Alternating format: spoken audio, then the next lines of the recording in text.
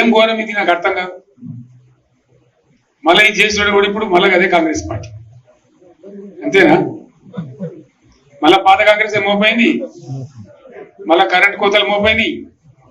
వెనకాల మీకు ఏం గతి అవుతుందో మార్చి ఏప్రిల్ ఏమవుతుందో. ఇంకా కరెంటు కోతలు మోపోయినాయి, మంచినీళ్ళు సరికొత్తలు, అడిగే నాతులు లేడు. ఎవడన్నా గట్టిగా నిలదీసినట్టు వాడిని పోలీసు నిలబట్టేయడం. ఇదేనా రాజ్యం?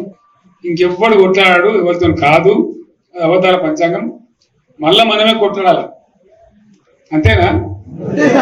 పక్క మాటనా ఇది? కొట్లాడదాం కదా. ప్రాణం పోయినా సరే తెలంగాణకు రక్షకులు మనమే, తెగించి కొట్లాడాల్సిందే.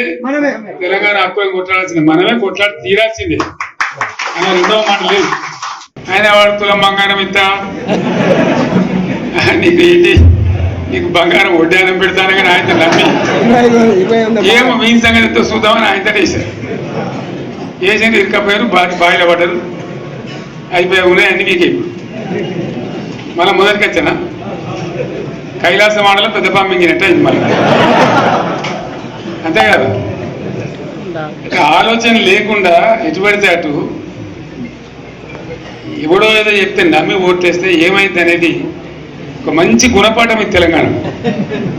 గ్యారంటీగా మంచిగా సంసారం జరుగుతుంది. జరి తువ్వకచ్చినాం, రైతులు ఇంత ముఖం తెలివైతుండ్రి, ఇంత బాకీలు కట్టుకుంటుండ్రి. ఎంతోమంది పాపం సిటీలు వేసుకుందరు, ఏదో వేసుకుందరు. రైతు బంధు పైసలు పడితే ఎంత సంతోషం ఉంటుండే. ఆయన మీరు గంగా గచ్చిపోయింది. ఇప్పుడు వాడు ఇతడో ఏడో భగవంతుని కనుక ఎక్కడ సార్ ఇచ్చినప్పుడు మోసమే. ఏదో మళ్ళీ ఎలక్షన్ కోసం దానికోసం చేస్తారు తప్ప కడుపు నిండా ప్రేమ ఇచ్చేది ఇట్లే ఉంటుందా?